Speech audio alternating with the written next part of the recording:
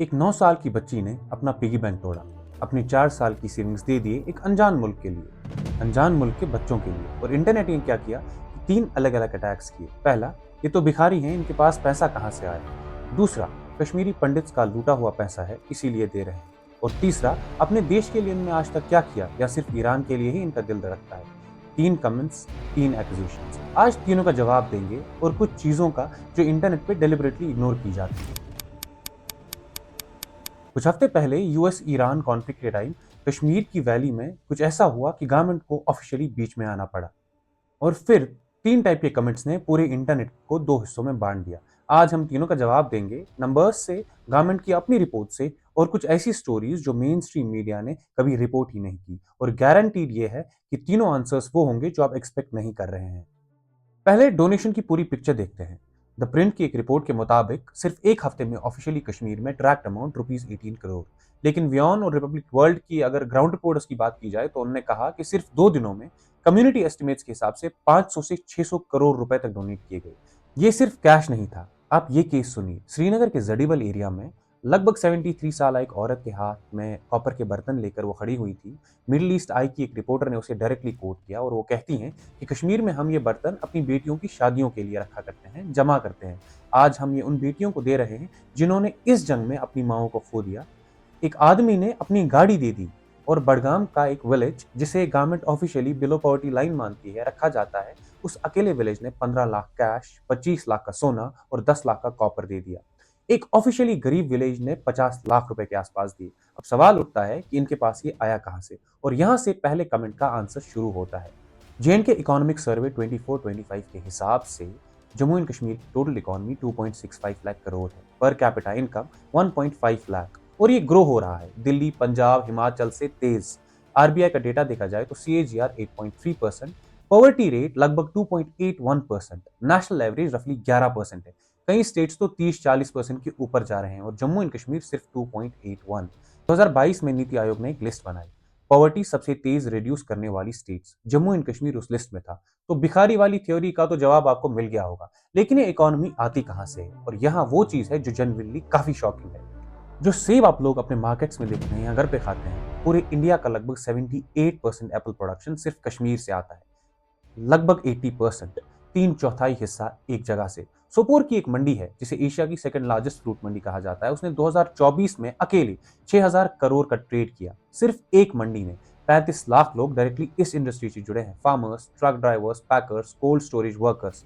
Walnut की बात करें तो इंडिया का 90% walnut production Jammu and Kashmir से होता है। काफी कंट्रीज इसे इंपोर्ट भी करती हैं।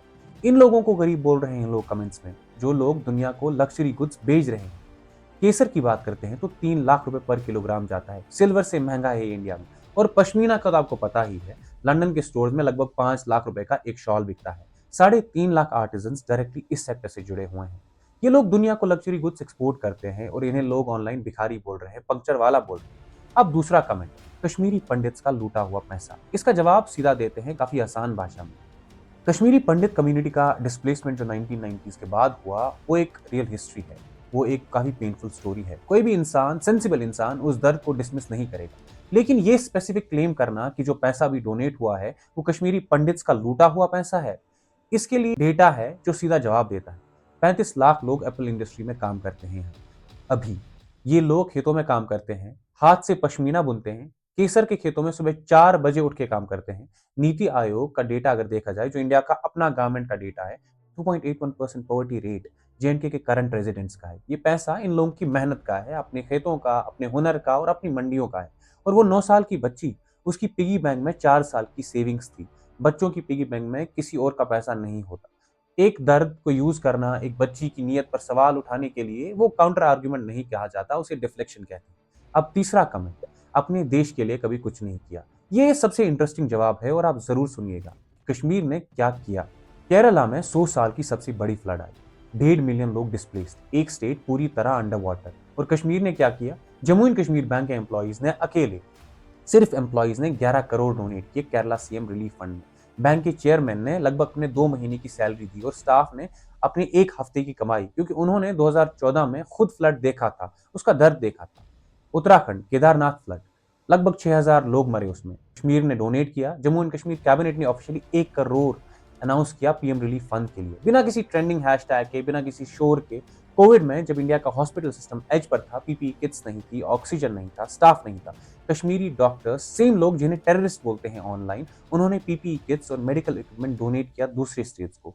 लेकिन ये तो सिर्फ डिजास्टर मैनेजमेंट है, असल कंट्रीब्यूशन का स्केल कुछ और ही है।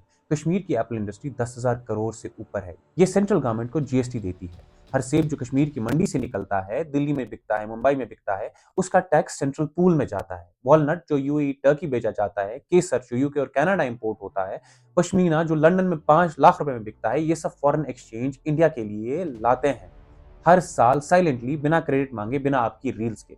तो तीसरे कमेंट का जवाब इन्होंने दिया, देते हैं, रोज देते हैं, बस किसी ने ट्रैक करना जरूरी नहीं समझा, क्योंकि मेन स्ट्रीम मीडिया क्या करता है ये मुझसे बेहतर आप जानते हैं। रमजान में ये लोग क्या करते हैं कश्मीरी, वो भी सुन लो। 2026 में डोनेशन ड्राइव इतनी बड़ी हो गई कि जम्मू एंड कश्मीर गवर्नमेंट को ऑफिशियली एक डॉक्यूमेंट जारी करना पड़ा, regulation, monitoring and vigilance over the collection of donations during the Holi month of Ramzan. Government को डोनेशन रेगुलेट करना पड़ा, मतलब लोग इतना ज्यादा दे रहे थे कि सिस्टम को फॉर्मली कंट्रोल करना पड़ा। कश्मीरी लोकल न्यूज़पेपर्स की रिपोर्ट्स के मुताबिक सिर्फ एक रमजान में 250 करोड़ से ऊपर का मटन कंज्यूम होता है कश्मीर में, 170 करोड़ के फ्रूट्स और ड्राई फ्रूट्स, 50 करोड़ के तो बेकरी आइटम्स खरीद लेते हैं कश्मीरी लोग। एक जगह जहां गरीब लोग रहते हैं वहां गवर्नमेंट को डोनेशन फॉर्मली रेगुलेट करनी पड़ती है या इवन बंद करनी पड़ती है, क्योंकि लोगों का देना खत्म ही नहीं हो रहा। तो 3 कमेंट्स, 3 सवाल, 3 जवाब। भिखारी कहाँ से लाते हैं? अपनी 2.5 लाख करोड़ की इकोनॉमी से लाते हैं। 2.81% पॉवर्टी रेट वाली स्टेट है ये। 78% एप्पल प्रोडक्शन, 90% वॉलनट से, 3 लाख पर किलोग्राम केसर से लंदन को पश्मीना बेचते हैं। कश्मीरी पंडित्स का लूटा हुआ पैसा है? नहीं। 35 लाख एप्पल वर्कर्स का पैसा है, खेत में सुबह 4 बजे उठने वाले किसान का पैसा है, और एक 9 साल की बच्ची की पिगी में रखा हुआ पैसा है। अपने देश के लिए कभी नहीं किया? केरला फ्लड्स में दिया, उत्तराखंड में दिया, कोविड में दिया। आपको समझना पड़ेगा कि गरीब वो नहीं होता जो इतना पेट भर के देते हैं, गरीब वो होते हैं जिनका दिल नहीं होता और एक 9 साल की बच्ची की गैरत पे बात उठाते हैं। अगर ये वीडियो किसी के काम आई तो शेयर जरूर कीजिएगा, स्पेसिफिकली उन लोगों के साथ जिन्होंने वो 3 कमेंट्स लिखे थे।